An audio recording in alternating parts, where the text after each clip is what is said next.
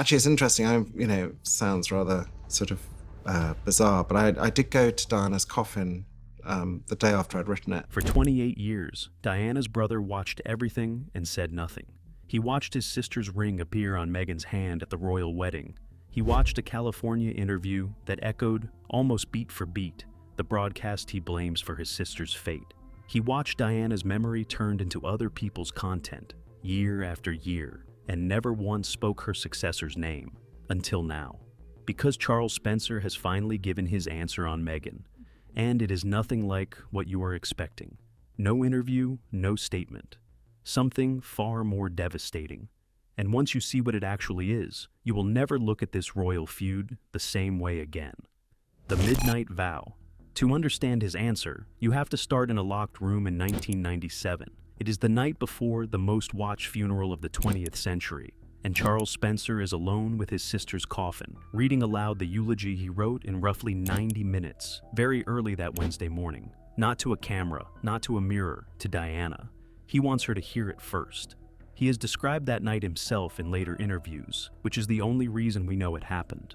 The next day, the world hears what Diana heard first. Westminster Abbey, a global audience estimated in the billions, and the youngest brother of the most photographed woman who ever lived, stands up and turns a tribute into a vow.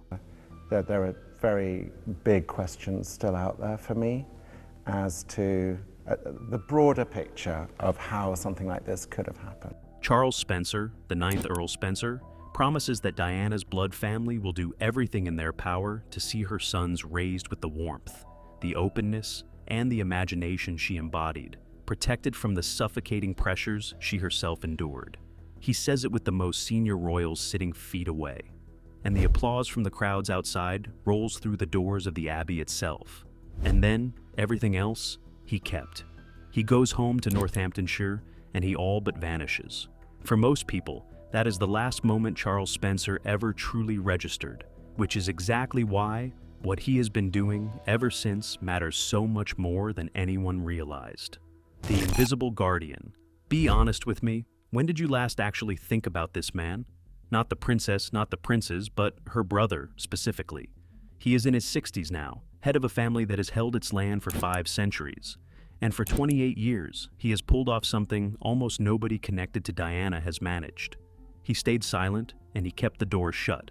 In a world where everyone connected to Diana eventually wrote the book, sold the interview, or signed the deal, that alone makes him a category of one, and it gets stranger.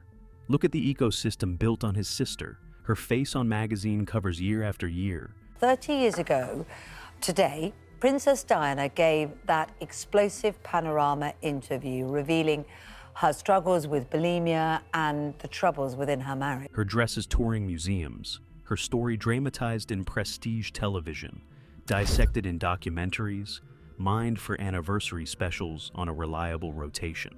Now, notice the strange part, because once you see it, you cannot unsee it. Every one of those productions was stitched together from the same public material, the same recycled news footage, the same photographs the world already owns. Every Diana documentary you have ever watched was built from the exact same pile.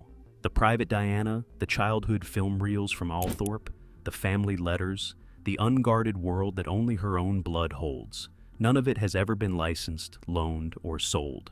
Not once, to anyone, at any price.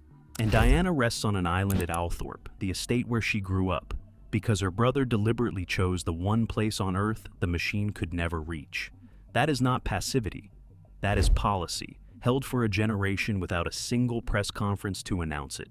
If this story grips you the way it grips me, take 1 second and subscribe right now, because this channel digs past the recycled headlines, and what comes next is the part most coverage never touches. The jewelry trail. It starts small, beautiful, and apparently innocent. The royal wedding, 2018, the evening reception. Meghan arrives wearing Diana's aquamarine ring, that pale blue stone anyone who followed Diana's story would know on sight.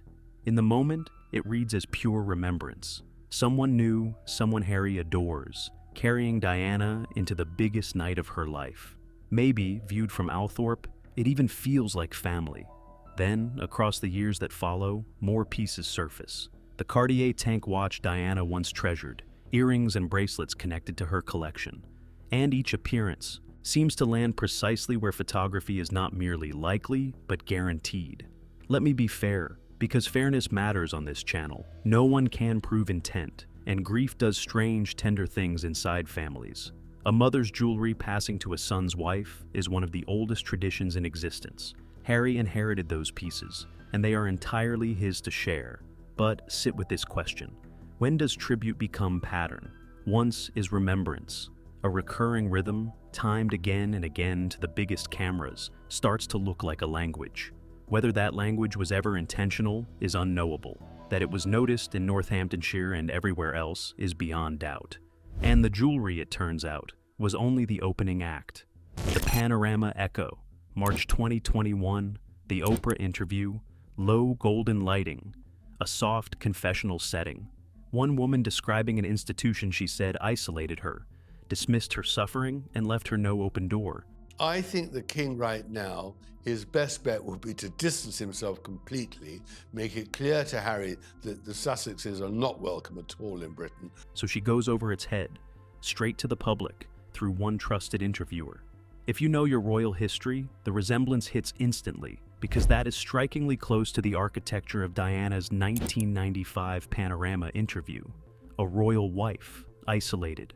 A palace with closed doors, a hushed stillness, and the sense of secrets finally escaping.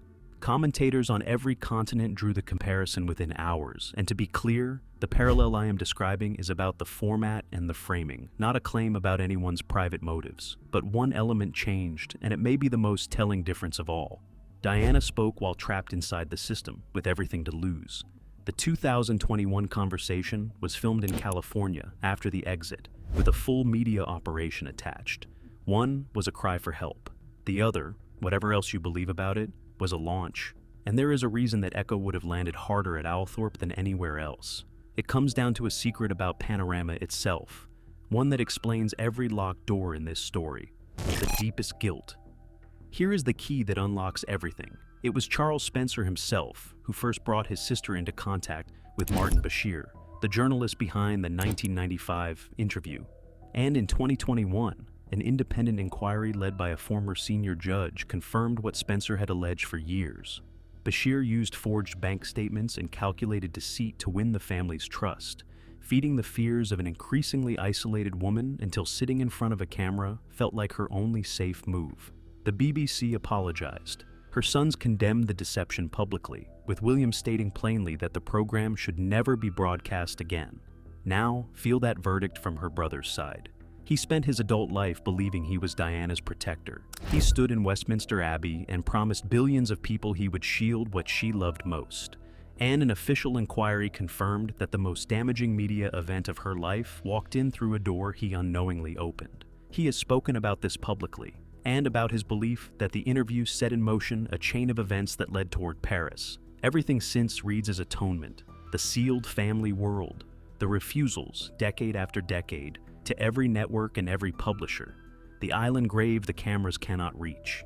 He watched once what happens when Diana's pain becomes somebody else's product. He has built his whole life around making sure it never happens again. Hold that in your mind, because it is the only way to understand what his answer to Meghan actually is. The standing answer.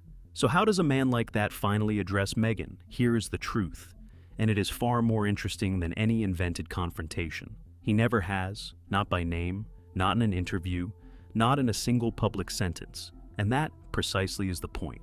Because Charles Spencer holds the one thing every Diana project on Earth eventually wants: the originals, the estate, the private world nobody has ever consumed. It is my belief that there was an initial cover-up, and then, if you like, a cover-up of the cover-up, and that's what I was trying to get to the bottom of. Any definitive Diana production would sooner or later have to knock on his gate, and his answer has been standing there, fully formed for 28 years, addressed to every broadcaster, every publisher, every producer, and yes, to Montecito too, without him ever needing to open his mouth. The vault stays shut, the gate stays locked. Nobody, however famous, however close, however sympathetic their story, gets to spend Diana as currency. That is what flips this whole debate. The argument over who owns Diana's legacy usually runs between the palace and the Sussexes, as though those were the only two claims. They are not. There is a third guardian, the one holding the deeds, the archive, and the grave itself. From him, silence is not absence. Silence is the answer, and right now, that silence is worth more than it has ever been. Here is why. The empire pressure. Look at where the Sussex operation actually stands. The Spotify partnership ended in 2023 after one completed podcast series. The lifestyle brand launched under one name, then relaunched under another. The 2025 cooking series took bruising reviews across the whole spectrum of the British press, including papers that had historically defended Meghan. And in 2025, the original 9-figure Netflix deal was replaced by a smaller first-look arrangement, widely reported as a significant step down. Now put one fact next to all of that. The couple's debut documentary about their royal exit still ranks among the biggest documentary launches in the platform's history. The world was never that hungry for the lifestyle brand. The world is hungry for royal wounds. And the deepest royal wound of all, the only story bigger than their own exit, is Diana. Maybe she had just decided to disappear for a time. And then that she would call us and we would go and join her. As 2027 approaches, 30 years since Paris, speculation about anniversary projects will only get louder. Whatever gets proposed, we already know exactly what the gatekeeper's answer looks like, and he may not be standing at that gate alone. The William alignment. Here is the quieter thing underneath all of this. After the Panorama inquiry, William did something rare. He stepped forward personally and condemned the deception, the culture that enabled it, and the exploitation of his mother's fear, and his hostility to the commercial recycling of her suffering has been unmistakable ever since. So, notice the alignment. The future king and the earl arrived at the same wall from opposite directions, one defending the institution his mother struggled inside, the other defending the sister that institution failed. And that alignment, and this next part is my analysis rather than reported fact, is exactly what makes Spencer so consequential today. William can never publicly block a project connected to his own brother without igniting a global firestorm about palace censorship. But Diana's brother owes the palace nothing and answers to no one. When the man who challenged the Windsors to their faces at her own funeral keeps the gate locked, nobody can call it institutional control. It is family honor, and family honor cannot be spun. But before you decide, there is one more thing I need you to do. Both pairs of shoes. Stand in both pairs of shoes. Imagine being William, watching the most painful event of your childhood circle the marketplace year after year with a premiere date attached. Now, imagine being Harry, told that the story of your own mother, the woman who walked you through shelters and hospital wards to teach you what your privilege was for, is somehow not yours to tell. Both positions hurt. Both are human. Both are true at the same time. If there is a villain here, it does not live at Althorpe, or Montecito, or Kensington Palace. It lives in the machinery wrapped around the grief, the apparatus that looks at a family's worst years and calculates a streaming value. That is the opponent Charles Spencer has been quietly fighting for 28 years. And it brings us to the only question that matters: the locked gate. Diana was exploited once by a man with forged documents. Her brother has spent every year since making certain she cannot be exploited again. By anyone, whatever logo sits on the letterhead. He has never needed to say Meghan's name because the locked gate at Althorpe says everything to everyone, all at once. So, tell me where you land. Is it ever right to spend Diana's legacy as currency, even by her own son? Does Harry's grief give him a claim no gatekeeper can override? Or was her brother right to build a wall the entire industry cannot climb? Drop your answer below. I read every comment, and I genuinely want to know. And subscribe before you go, because the moment anything moves at Althorpe, in Montecito, or behind palace walls, you and I will be the first to talk about it. I will see you in the next one.